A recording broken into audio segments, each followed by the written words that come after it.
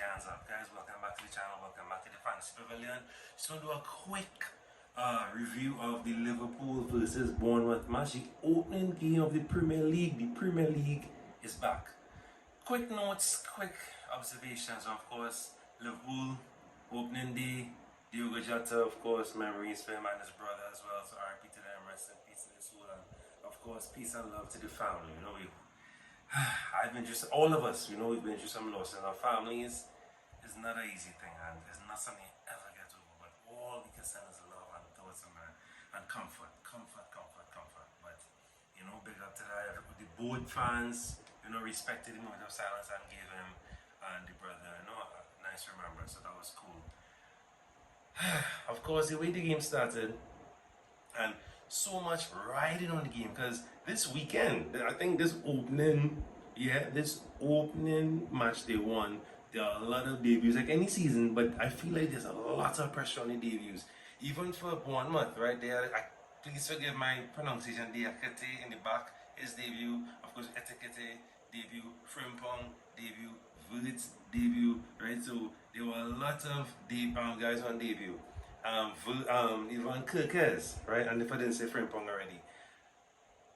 Watching the game and analyzing what Liverpool did, I think the manager got it wrong. I think he should have went with the tried and tested guys that he had first, and then easing the newcomers, because some of the newcomers had a very tough day at the office. Frimpong, tough. Kirkes, tough. We know what Kirkes can do. We know what he's capable of, but he was roasted. Frimpong was roasted. Wurtz was okay. I'm not going to be too harsh on him. I think he worked really hard. He was a great engine for Liverpool. Just tried, quick passes, quick transitions. He tried things, right? I'm not going to say he lit up the day, but he was really good. Etikete, of course, had a great debut, assist, goal, and he looked good, looked sharp. I love his movement. I love what he offers and brings to Liverpool, right? Even though obviously I'm not a Liverpool fan, obviously, but it was a great debut by him.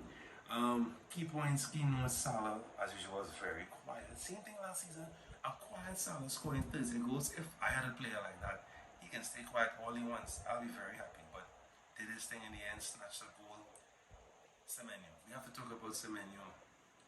I wish we could only just talk about his 2 goals, but we have to talk about his mentality in the game to, ignore that racist person that yell whatever they yell at him, and for him to have that mental fortune, say, alright, cool, I'm gonna bag a brace on you. At Anfield, on match day 1, the champions, crazy. And to be fair, Bournemouth played really well, especially in the second half. I think Bournemouth held their own. They caused a lot of trouble to Liverpool. Liverpool, I think, maybe put their foot off the gas. They took their foot off the gas a little bit. I think they relaxed, because Bournemouth just turned on the screws. And to be fair, it could have been 3-2 Bournemouth just after they made it 2-2.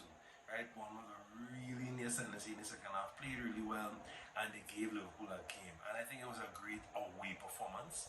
And let's not forget, Bournemouth finished 9th last season, and they also lost some key players this season as well, right? Zabiani, Kirkes, Kepa, right? They lost some key players. So for the coach and manager to still field such a brilliant playing team, because Tavernier was great,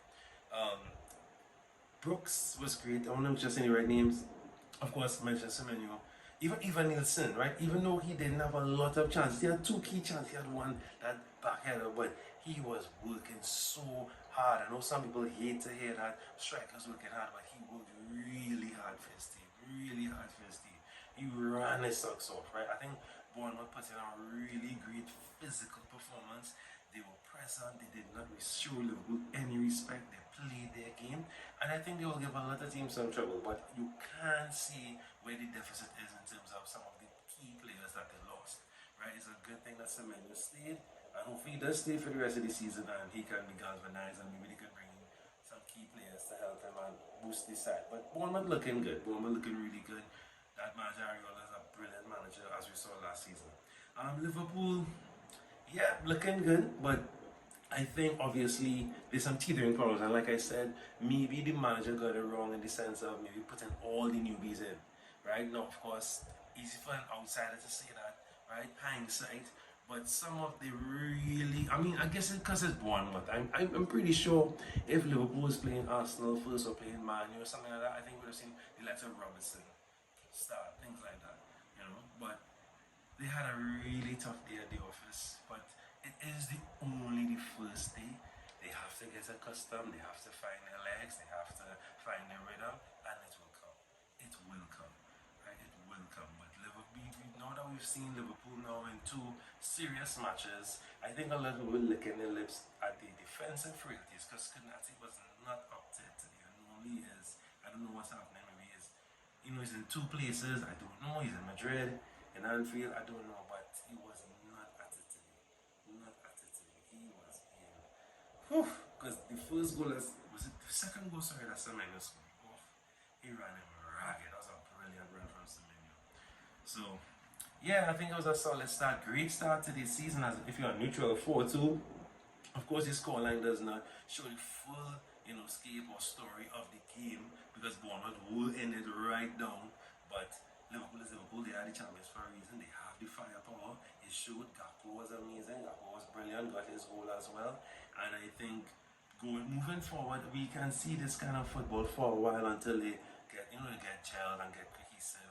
I think the manager will look at this game about 5-6 times, make the players look at it and say, okay guys, these are the things we need to work on because they are faster, scary attackers coming at us, wingers coming at us, and we need to be prepared.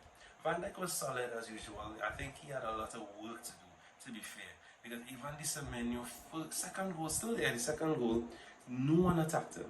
Konate could have attacked him. Van Dijk could have attacked him. I think Van Dijk was telling himself, if I went forward, there was a Bournemouth attacker right next to him. So he had a lot to do. He was stretched. He really was stretched. He did not. His partner did not do him any favors. But great start. Premier League is back. Premier League is back, and I'm very happy that football is back. I'm sure you guys are. Can't wait to see the big game on Sunday, Manchester United versus Arsenal. As you know, big Arsenal fan. Quick preview. All right, quick preview.